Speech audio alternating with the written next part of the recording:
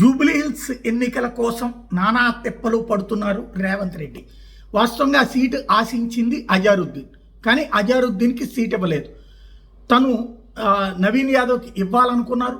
చిన్న శ్రీశైలం యాదవ్ కొడుకు కావటం ఒకటి, అక్కడ యాదవ్ సామాజిక వర్గం బలంగా ఉండటం రెండవది, ముస్లిం సామాజిక వర్గం బలంగా ఉన్న ఆ సామాజిక వర్గానికి ప్రాతినిధ్యం వహిస్తున్నట్టుగా హడావిడి చేయగలిగేటటువంటి ఓవైసీ తనకు అనుకూలంగా ఉండటం, దేశంలో కాంగ్రెస్కి వ్యతిరేకంగా ఉన్న అక్కడ మాత్రం తనకు అనుకూలంగా ఉండటం.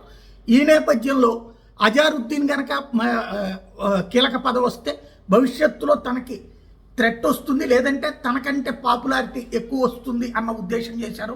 ఏమో తెలియదు, కానీ ఆయన్ని పక్కన పెట్టారు. అయితే ఇప్పుడు అధిష్టానం చెప్పిందా, లేకపోతే అక్కడ జరిగినటువంటి పరిణామాలు, అంటే ఇప్పుడు ముస్లిం సామాజిక వర్గపు ఓట్లు అటుపక్కకి వెళ్తున్నాయా బీఆర్ఎస్కి, అందుకని భయపడ్డారా తెలియదు. కానీ తాజాగా అజారుద్దీన్ కోసం అర్జెంటుగా మంత్రివర్గం ఇస్తున్నాం. ఓ పక్కన కోమటిరెడ్డి అడిగినా, అంజనీ కుమార్ యాదవ్ అడిగినా, లేకపోతే రంగారెడ్డి జిల్లాకు సంబంధించిన ఏకైక ఎమ్మెల్యే నాకు సీటు ఇవ్వని చెప్పేసి ఆ ప్రాంతానికి సంబంధించిన ఎమ్మెల్యే అడిగినా, మంత్రి పదవి అడిగినా ఎవ్వరికీ ఇవ్వనటువంటిది.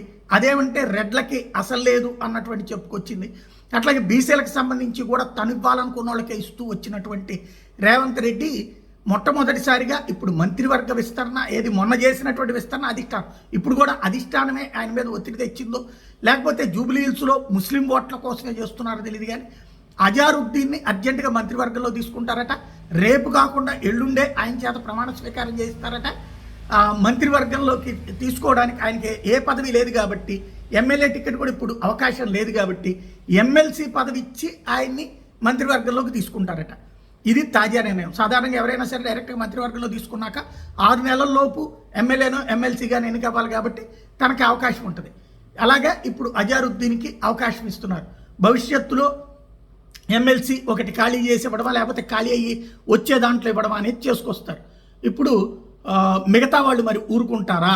ఇది ఓ రకంగా రాజేశాడు రేవంత్ రెడ్డి. అజారుద్దీన్కి ఇస్తే ఇప్పుడు కోమటిరెడ్డి రాజగోపాల్ రెడ్డి మరి నా పరిస్థితి ఏంటంటాడు. తర్వాత మిగతా వాళ్ళు ఆల్రెడీ అడుగుతున్నటువంటి వాళ్ళందరూ కూడా వెంటపడే పరిస్థితి ఉంటుంది. మరి ఇప్పుడు ఓన్లీ అజారుద్దీన్ వరకే కన్ఫైన్ అయితే కనుక పార్టీలో అసమ్మతి, అసంతృప్తి. జూబ్లీహిల్స్ ఎన్నికల వేళ రేవంత్ వేసిన అస్త్రం ఇది అధిష్టానం ఒత్తిడితోనా, లేదా తన సొంత నిర్ణయం అన్నది మాత్రం తేలాల్సి ఉంది.